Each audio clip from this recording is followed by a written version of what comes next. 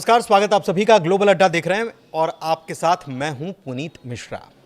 तो ये खबर जो आई है ये आई है पुतिन के हवाले से, खबर आई है रूस से। लेकिन खबर किसके लिए आई है? खबर आई है मिडिल ईस्ट के लिए और मिडिल ईस्ट की शांति के लिए। लेकिन खबर में है क्या? खबर में ये है कि नेतन्याहू चाहते हैं शांति ईरान के साथ। और ये कौन कह रहा है? ये कह रहे हैं पुतिन। बात बड़ी गोलमोल घुमावदार सी नज़र आपको आ रही होगी, सुनाई में आपको लग रहा होगा कि ये क्या बोले जा रहे हैं, लेकिन हकीकत यही है। खबर जो आई है वो आपको हम बता देते हैं। खबर ये निकल कर आई है कि पुतिन ने कहा है कि उनकी इजराइल के पीएम नेतन्याहू से बातचीत हुई है, फ़ोन पर बातचीत हुई है। ये कब बातचीत हुई है? ये बातचीत हुई है 6 अक्टूबर को, मतलब इसको हो गए 4 दिन।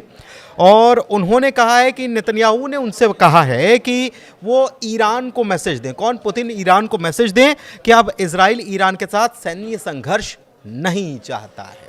तो क्या इजराइल थक गया है युद्ध लड़ते लड़ते? क्योंकि ईरान तो कह चुका है कि हम तो पूरी तैयारी से बैठे हुए हैं, लेकिन इजराइल एक तरफ गाजा में शांति के प्लान पर काम कर रहा है, तो दूसरी तरफ ऐसा लग रहा है कि ईरान से भी वो शांति चाहता है। कम से कम पुतिन की बात तो यही बता रही है।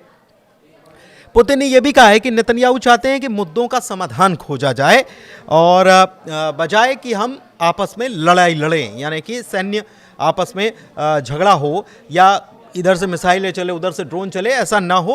अब इसका समाधान खोजा जाना चाहिए।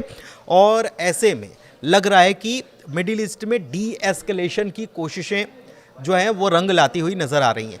दरअसल पुतिन जो हैं उनकी तरफ से ये कोशिश पहले भी की जाती रही है। जुलाई के महीने में उन्होंने कोशिश की थी कि दोनों देशों से बातचीत हो और कहीं ना कहीं वो इस मामले में मध्यस्थता कर पाएँ। मीडिएशन उनके द्वारा किया गया, ये संदेश भी बता रहा है। पुतिन ने इस बात पर भी जोर दिया है कि निकट और विश्वासपूर्ण संबंध हम बनाए रखेंगे। किस किस से? ईरान के साथ भी और इजराइल के साथ भी। लेकिन ईरान को जो हम सैन्य सामग्री दे रहे हैं उसको नहीं रोका जाएगा, उसको हम रोकने का काम नहीं करेंगे, क्योंकि नेतन्याहू ने ये मांग की है कि आप सैन्य साजो सामान जो ईरान को दे रहे हैं वो भी बंद कर दें। तो इस पर बातचीत कोई नहीं हुई है। लेकिन पुतिन की तरफ से जो बातें कही गई हैं, ये रूसी मीडिया टास जो है रूस की सरकारी समाचार एजेंसी है, उसकी तरफ से ये बातें निकलकर सामने आई हैं। लेकिन ऐसा नहीं है कि केवल यहीं से आई हैं, और भी कई सारे जो सोर्सेस हैं उनकी तरफ से ये बात निकलकर सामने आई है कि पुतिन ने ये बात कही है और उनसे बातचीत हुई है इजराइल के प्रधानमंत्री बेंयामिन नेतन्याहू की। एक चीज़ और है कि गाज़ा पट्टी में नॉर्मलाइजेशन के प्लान, सीरिया में स्थिरता और ईरान के न्यूक्लियर प्रोग्राम पर बातचीत हुई है इन नेताओं के बीच में। और पुतिन ने ईरान के न्यूक्लियर मुद्दे को राजनीतिक और कूटनीतिक तरीके से हल करने की इच्छा जताई है।